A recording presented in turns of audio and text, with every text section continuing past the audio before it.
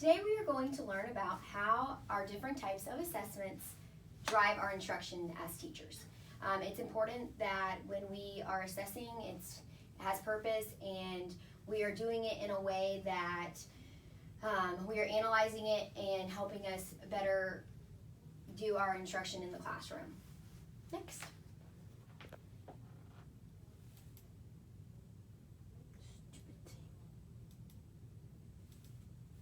Okay, so first it's important to know what an assessment is.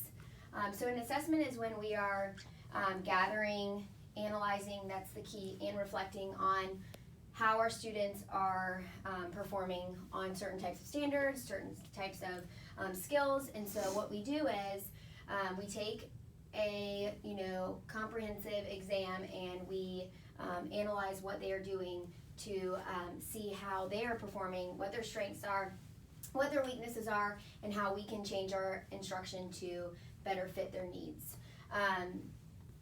So it's so important, this is the biggest thing that I learned as a teacher, is to actually analyze your data. If we don't reflect on what our students are doing and really look at how they are performing, what they are doing well, what they really need support on, then us as teachers, our instruction is not going to matter, and we're going to spend more time on things that they really don't need and less time on those skills that they could use more of. So I love this thing that assessments, a purpose of an assessment is to be used for learning, of learning, and as learning. And I'm going to go into detail of what that means. Next. All right, so this is a little assessment for you guys to see if you know what an interim assessment is and what their purpose is. So if you know what an interim assessment is, you're going to put a big thumbs up. If you're like, I have absolutely no idea, put a big thumb down. And you're like, maybe, I kind of know what it is. So, okay, so we're going to learn what an interim assessment is and their purpose. All right, so an interim assessment is something that us as educators, we are using so that we kind of understand where the student is at right now and how can we help them before they take those high stakes tests and before they fall too far behind. This gives us the opportunity to also progress monitor how they're performing throughout the year, how they're growing, skills that they still need support in, and skills that they have mastered as well. Their purpose is for instructional, to evaluate and to predict how they're going to perform. So our instructional purposes.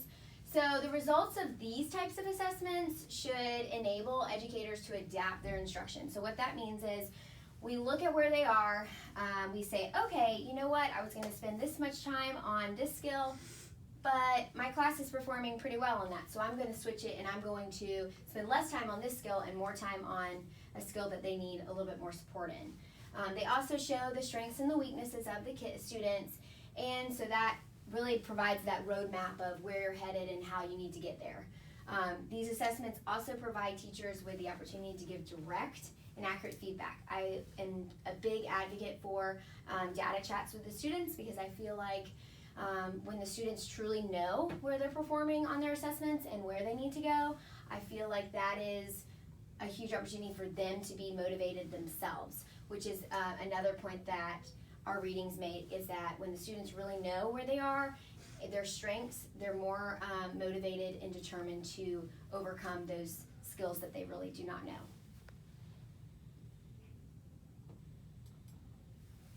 All right, so how are interim assessments designed to evaluate? So what they do is it provides information to the teachers, also to our administrators and our district on how as a whole, how our school is performing. This is something that I really learned about while reading, while doing this research, that it's so important to look at the different districts or the different schools within a district, because we can see, okay, this school is performing really well on the same assessment and this other school is not doing so well on the same type of assessment. So how can we collaborate with each other to better fit the needs of all of our students, so all of our students are performing in a better way. So this is also a tool for us to look at how our curriculum is being taught and how our curriculum is, if it's effective or not, because sometimes it might be that our curriculum is not up to date with the latest research, and so therefore they're not performing as well on our assessment or on the big FSA assessments. They also provide schools with the students, with what the students understood well and what standards were really not taught explicitly enough. This is a great tool for really reflecting on, at the end of the year, okay, these are the standards that I know I taught well. These are the standards that as a whole school, as a whole grade level, we need to really hit hard next year. Next. All right, so predictive purposes. These types of interim assessments allow us to predict how they're going to perform on that high stakes FSA or the end of course exams. It also allows the teachers and schools to identify students who are not on track so that we can close that gap before we get to the end of the year. But like I said in the beginning of my presentation, it's important to actually analyze the data to know where the students are and how to close that gap before we get to the end of the year and they are not doing as well, and then we don't have time to close that gap. So it's so important to use these types of interim assessments at the beginning of the year so that we can really identify the gaps so that we can close them before they take the assessments that really count.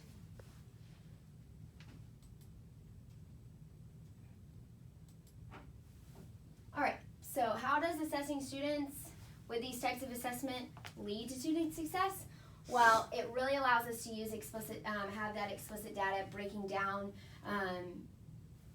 areas that students are performing really well on and target areas that they are not doing well on. It also allows us to give support and confidence in our students, because if we truly know them backwards and forwards, educationally and academically, we are able to give them that confidence by building those skills that they're not doing well in. They also lead the students to growing, because we are really tying those key areas that they're struggling in with our instruction so that they are growing and learning every single day. It's also important that we let them know that their data does not reflect the whole child, but it also it helps us so that we know them better than we did before.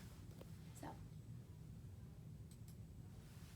all right, what types of interim assessments are used at Wakulla Middle School? So turn to your partner that you're sitting next to and identify interim assessments that we use at WMS. So remember, they have, they're given for instructional support. They also are used multiple times a year, and they give us explicit data on the students, how they're performing. So I'll give you 10 seconds.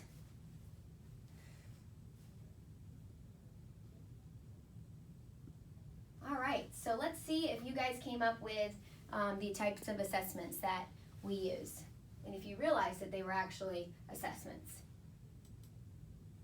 So here are examples of what we use. So we use district-based assessments.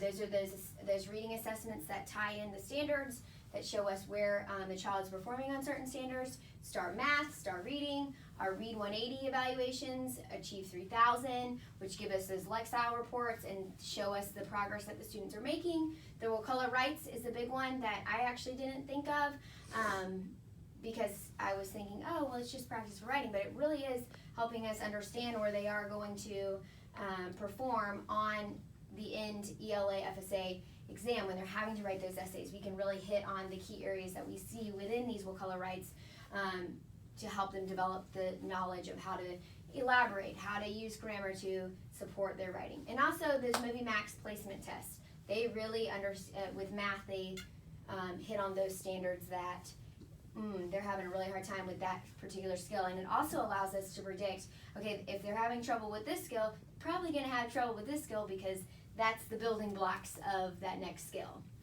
So, all right, formative assessments. What is the difference? So your formative assessments are the ones that are embedded in a learning activity. They're the ones that are that quick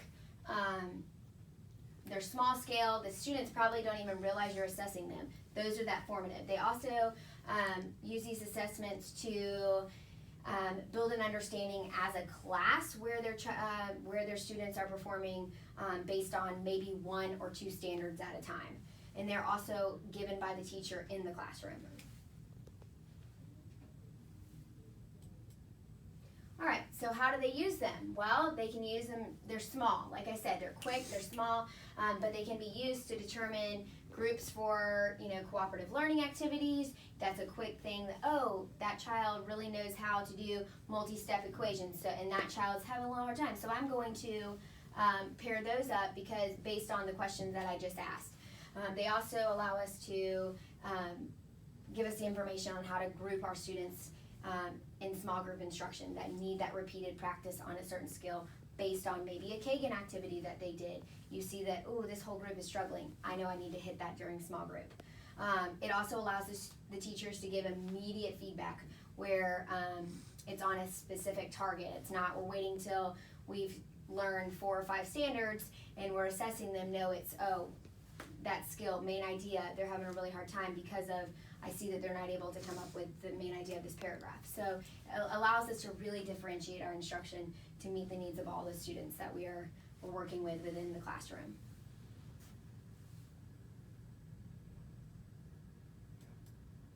All right, these are the types of formative assessments that we use at Wakulla Middle School. So some types might be bell work. When they come in, maybe you've tied in a skill that they used the day before, or you're reviewing a skill from last week. Bell work is an excellent way to really dig into where the students are. It starts the class off. You can take those, you can assess what they're doing. You can walk around, you can see how they are performing on the bell work, and that allows you to kind of get that quick feedback to them to support them. Also exit slips. We have to, big thing that I've learned is actually reviewing the exit slips. So doing them, that's great, but if we're not looking at them, we're not analyzing them, we're not determining, did they really understand the skill how I wanted them to learn? We have to be able to know that. Your learning logs. I know a lot of kids in our AVID classes use learning logs to really break down the instruction to understand, and if they're able to break it down with their logs, you know that they're understanding. If they're not able to, there's probably some gaps in that instruction.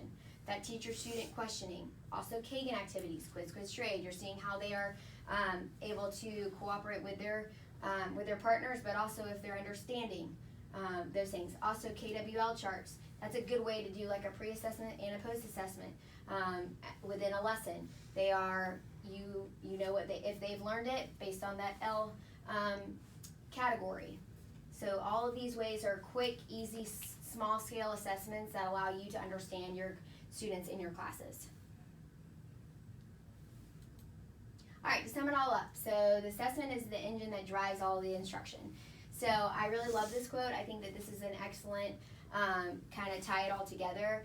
We must be assessing, but it has to have purpose. It has to be analyzed by all of the school administrators, all of teachers. They have to be looking at it because if we're not using it to drive our instruction, then there's really no purpose of having the assessment of the child.